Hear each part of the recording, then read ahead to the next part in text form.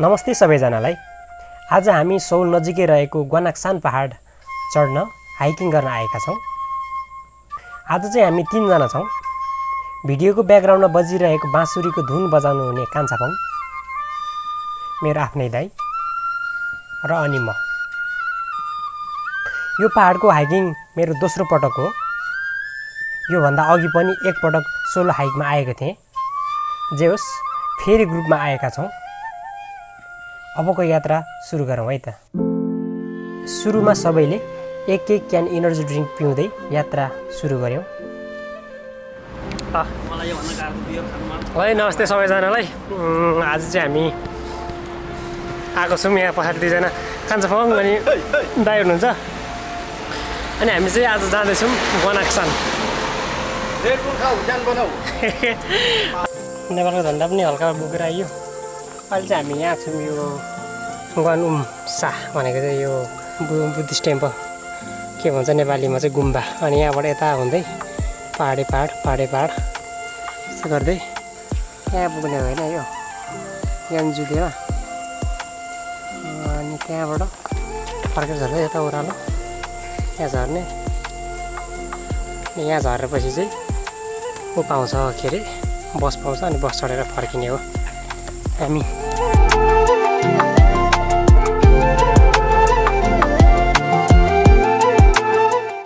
हामी ग्वानुम्सा Buddhist temple छेउ हुँदै उकालो लाग्यौँ।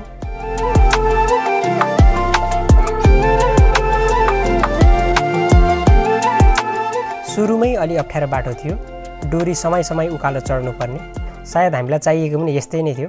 अलिअलि अप्ठ्यारो, अलिअलि एडभेन्चर, यस्तै कुरा गर्दै हुनुहुन्थ्यो दाइले। नसक्दै आउँदैन नि बरु, हामीलाई यस्तै चाहियो। बाटो अप्ठ्यारो चाहियो अरे नि त यहाँ।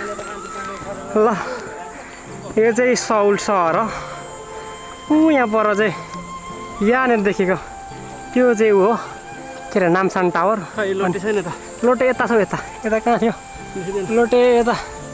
यता कहाँ थियो? ए ऊ पर लोटे अलिक देखिरहेछ।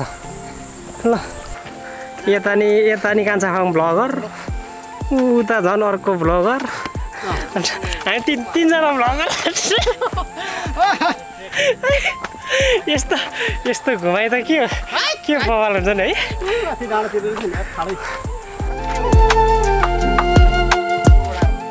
अब भने बाटो खासै अप्ठ्यारो छैन, तर उकालो त उकालो हो। सजिलो छ पनि भन्न सकिएन।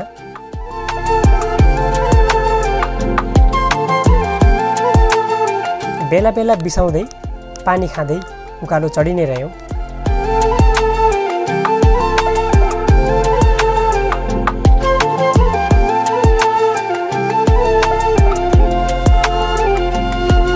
मौसम एकदमै सफा भएकोले होला सौल सहर स्पष्टै देख्न सकिन्छ।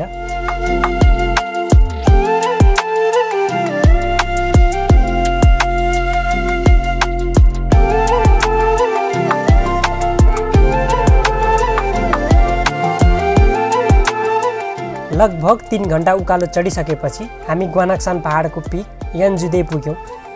हामी जाँदैछौँ। अब त पिक ठ्याक्क आइपुग्यो। अब 10 गन्दा आउँछ है। 1 2 3 4 5 6 7 8 9 10।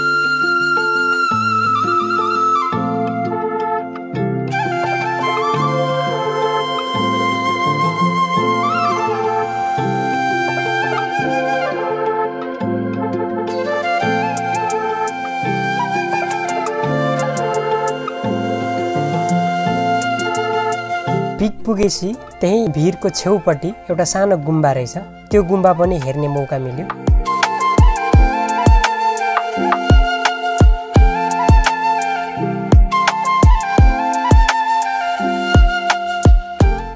गुम्बाबाट फर्केर हामी खाजा खानातिर लाग्यौँ।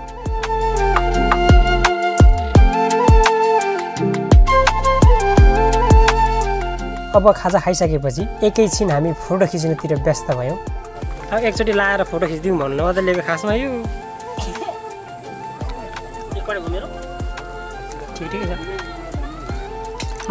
अब चाहिँ बल्ल नेपाली बाबु देख्यो नि त। नेपाली बुद्धिमान RaiVaee नि त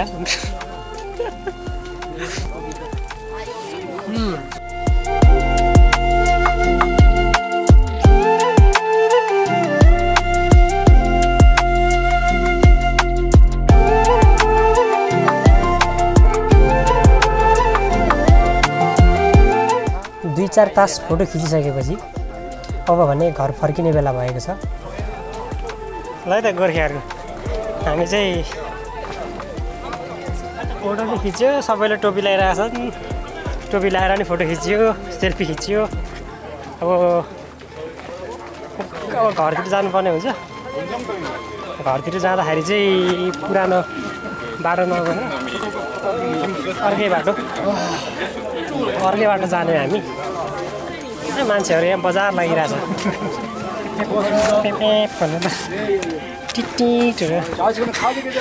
बाटो छोडिदिँदैन यार अनि टिटिट गर्नु पर्यो नि त भन्नु बताउनु पर्यो नि यहाँबाट हामी अब